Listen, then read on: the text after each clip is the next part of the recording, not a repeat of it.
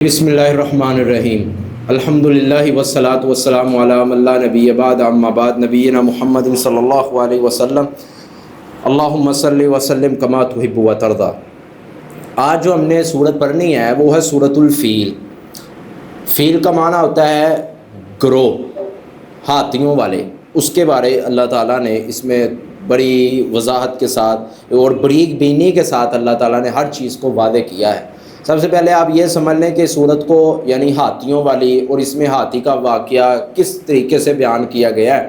خلاصتاً آپ کو یہ بتاتا ہوں کہ یمن کے اندر ایک عیسائی حاکم تھا جس کا نام ابو رباحہ تھا۔ ابو رباحہ کا موقف اور اس کا ارادہ یہ تھا کہ جس طرح بیت اللہ کا طواف کیا جاتا ہے، جس طرح بیت اللہ کی زیارت کے لیے لوگ اپنے شہروں کو چھوڑ کے، اپنے وطنوں کو چھوڑ کے، گھر بار کو چھوڑ کے جاتے ہیں، اسی طرح لوگ اپنے گھروں کو چھوڑ کر میری طرف آئیں، وہاں نہ رخ کریں، بیت اللہ کو چھوڑ دیں اور میرا جو دربار ہے وہاں آئیں اور مجھے سجدہ کریں۔ یہ اس کا ایک اپنا یعنی ایک موقف تھا اور ایک اس کا ارادہ تھا۔ مگر جب وہ اپنے ارادے میں فیل ہو گیا، پھر اس نے ایک جماعت تیار کی اور 7 ہاتھیوں کا جھنڈ وہ لے کے وہ نکلا کہ بیت اللہ پر حملہ کیا جائے گا۔ معاذ اللہ اس کا ارادہ یہ تھا کہ معاذ اللہ جو خانہ کعبہ ہے اس کو ہم ختم کر دیں گے، اس کا یہ موقف تھا۔ تو پھر اللہ تعالیٰ نے ان کی تباہی جب مچائی تو اللہ تعالیٰ نے تباہی کے موقع کے اوپر پھر اللہ تعالیٰ نے قرآن مجید کے یہ 5 آیات جن کو سورۃ الفیل کہا جاتا ہے، پھر اللہ تعالیٰ نے رسول اللہ کے قلب اطہر پہ نازل فرما کے رسول اللہ کو مکمل واقعات کے بارے بتایا کہ ہم نے ہاتھی والوں کے ساتھ کیا کیا، ان کا کیا مشن تھا، ہم نے ان کو مشن میں فیل کیا اور مشن میں فیل کر کے ہم نے ان کو کیا بنا دیا۔ ہم پڑھتے ہیں سورت کی طرف۔ تو اس کی 5 آیات ہیں۔ تو یہ مکی صورت ہے بالاجماع، کسی بھی امام نے اس کو مدنی نہیں کہا کیونکہ یہ واقعہ مکے کے اندر ہوا تھا۔ کوئی کہہ بھی نہیں سکتا اس کو کیونکہ بیت اللہ مکے کے اندر ہے، مدینے کے اندر نہیں ہے۔ تو مکے کے اندر یہ صورت نازل ہوئی کہ جس کی وجہ سے اس کا نام مکی صورت رکھ دیا گیا، سورۃ الفیل۔ بسم اللہ الرحمن الرحیم۔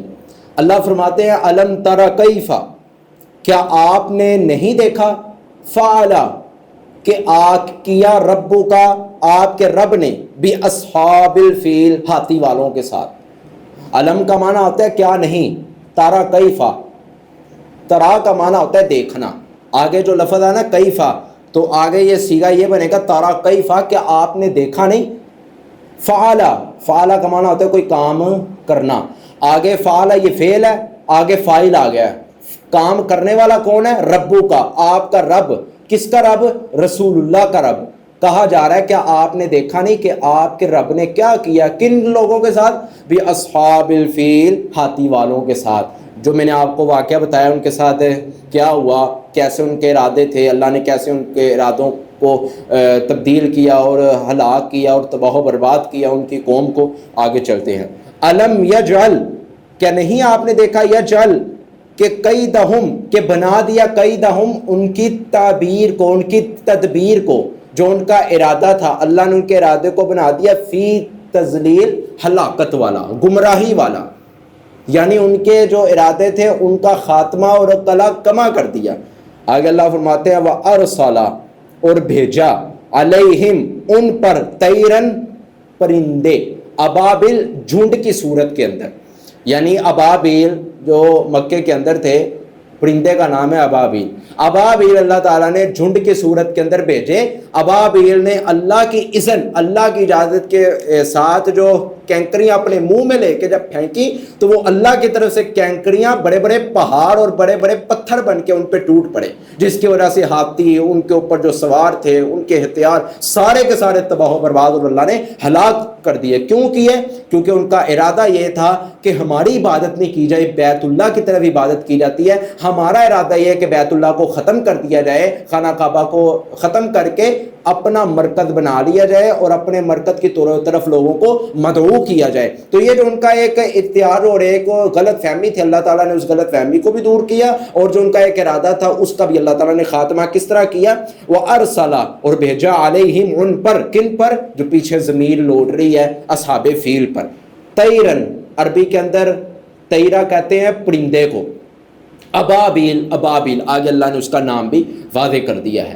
طیرن ابابیل، ابابیل پرندے کو جھنڈ کی صورت کے اندر اللہ تعالیٰ نے بھیجا۔ تو انہوں نے آگے کیا کیا؟ یعنی اتنے بڑے ہاتھی تھے، اس کے اوپر جو سوار تھے ان کے پاس ہتھیار تھے کہ جس کے ساتھ انہوں نے تباہ کرنا تھا بیت اللہ کو معاذ اللہ۔ تو پھر اللہ تعالیٰ نے جو چھوٹے چھوٹے پرندوں کو بھیجا، تو اللہ تعالیٰ نے پرندوں کو کیا حکم دے کے بھیجا؟ انہوں نے کیا اللہ کی اذن کے ساتھ، اللہ کی اجازت کے ساتھ کیا ایسے ہتھیار تیار کیے کہ ان کا سارے کا سارا ہاتھی کا جو لشکر تھا وہ تباہ و برباد ہو گیا۔ اللہ فرماتے ہیں ترمیہم، ہم نے ان پر برسائے بحجارتن، پتھر، من سجیل، نوکدار۔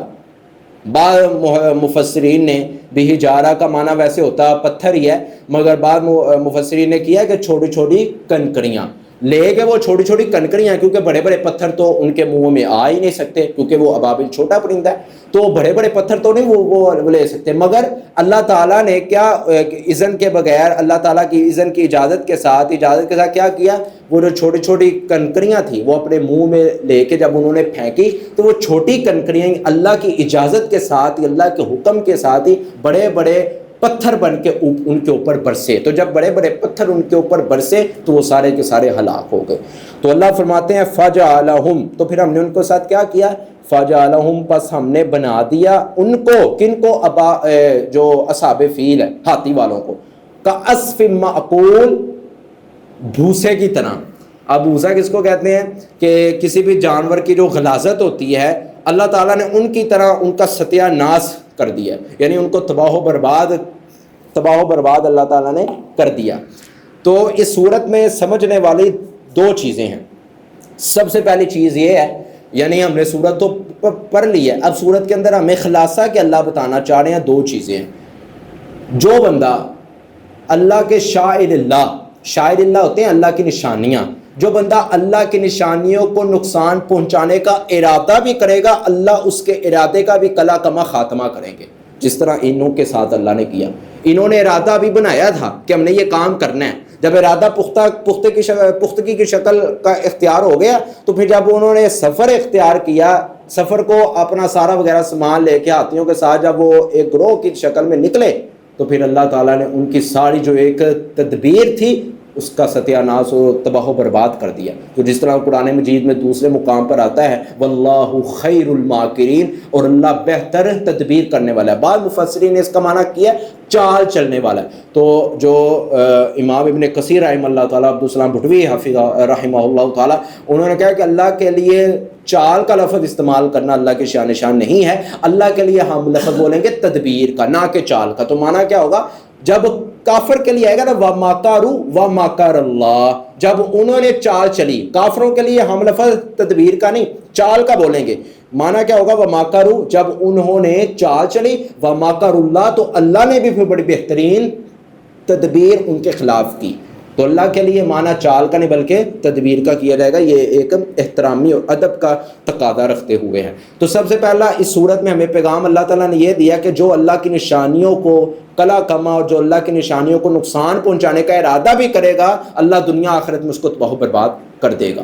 اور دوسری نشانی اللہ تعالیٰ نے اور دوسرا پیغام تمام امت کو یہ دیا ہے کہ جو بندہ اللہ کے احکامات کے مقابلے کے اندر اگر آ بھی گیا، یعنی ایک اللہ نے یہ حدود رکھی ہوئی ہیں کہ اس حدود کو کراس نہیں کرنا، جو اس کے درمیان میں آ گیا کراس کرنے کے لیے، تو اللہ فرماتے ہیں ہم اس کو بھی دنیا اور آخرت میں تباہ و برباد کر دیا ہے۔ ہم نے یہ مثال قائم کی ہے امت کے لوگوں کے لیے کہ وہ سمجھیں انہوں نے کیا کیا تھا۔